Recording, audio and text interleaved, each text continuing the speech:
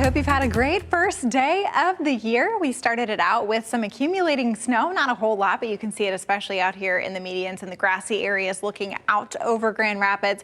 We have seen most of the snow come to an end across Grand Rapids, but with temperatures that are now below freezing, anything that is going to be falling is of the frozen variety. Temperatures, a lot of 28s out there from Big Rapids through Ionia and Hastings, Allegan at 29, Holland at 31, along with Benton Harbor is one of our warmer locations, but we all have a wind that's either from the west or the northwest at about 10 miles an hour.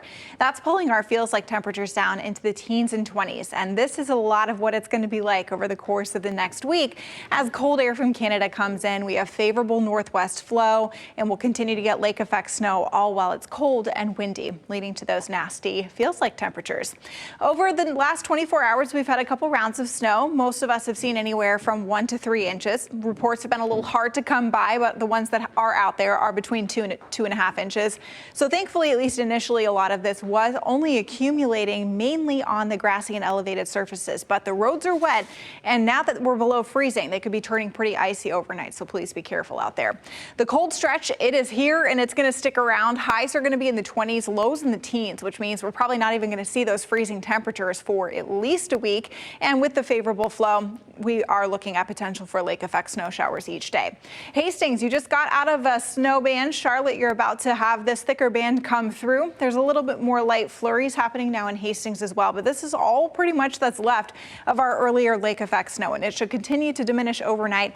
Looking at a little bit more of a regional picture, it is cloudy for everybody, and we have this northwest flow, and you can see that initiating some lake effect snow from the UP to the northern LP and even back through areas of Wisconsin.